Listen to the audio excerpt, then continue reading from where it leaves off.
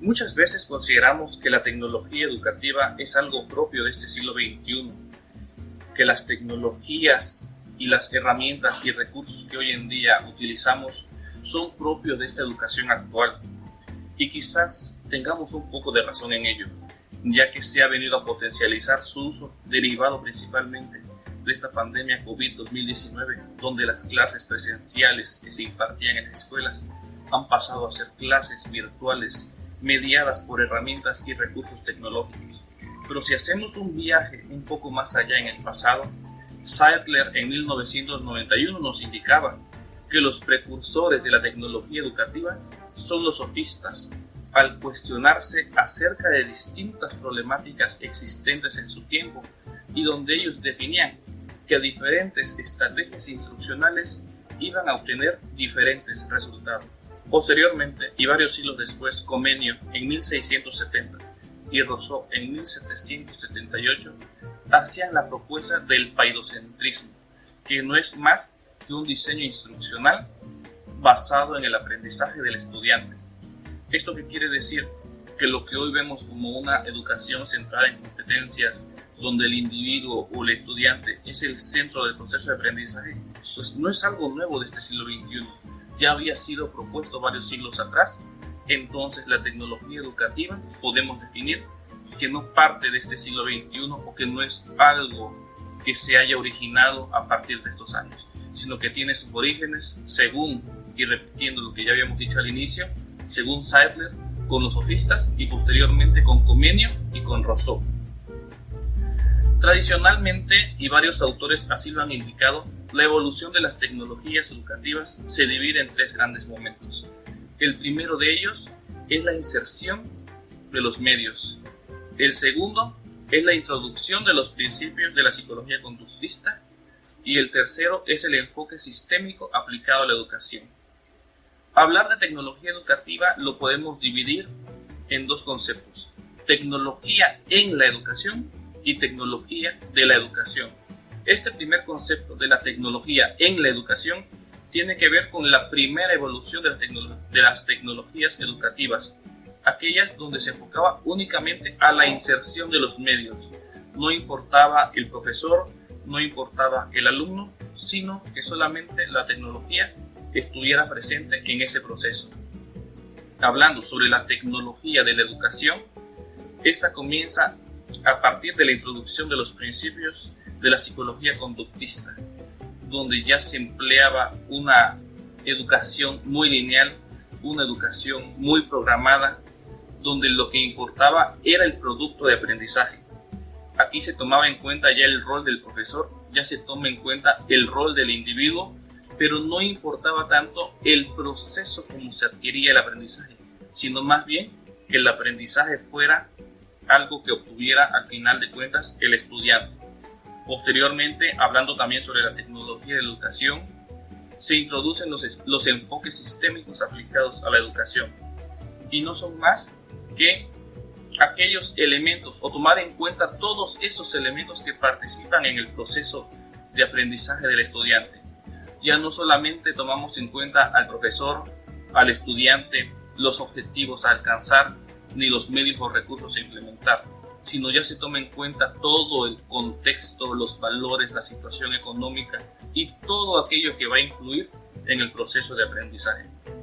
Conceptualizando lo que es tecnología educativa, Davis en 1978 propone tres orientaciones básicas de este concepto. El primero es que es centrado en el hardware, o sea, la tecnología educativa viene a mecanizar o automatizar los procesos de aprendizaje.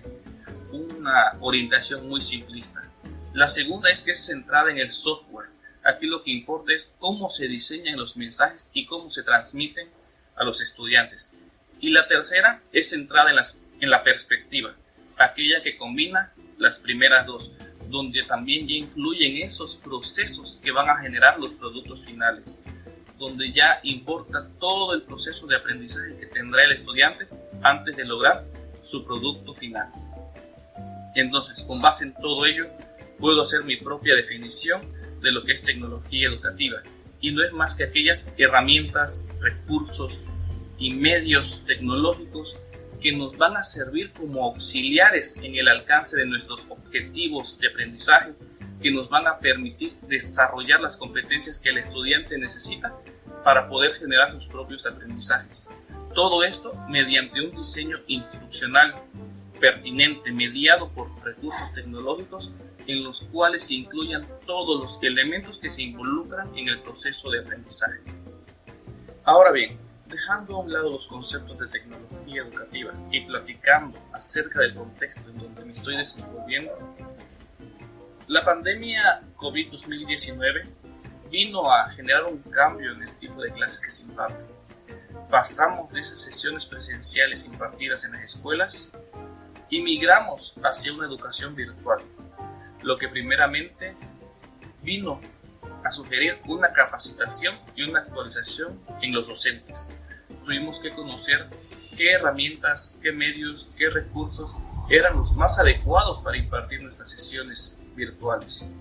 Recursos que generaran un aprendizaje significativo en nuestros estudiantes, que propiciaran su interés, que los motivaran en el aprendizaje.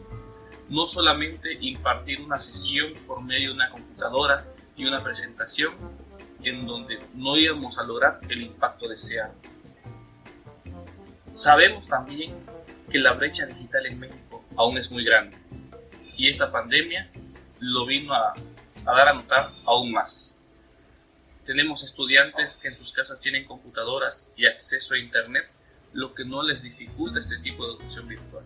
Pero también tenemos estudiantes que viven en comunidades donde no tienen conectividad a internet, donde en sus hogares no cuentan con un dispositivo electrónico que les permita tomar sus clases de manera óptima. Entonces, aquí vino un reto también por parte de los docentes.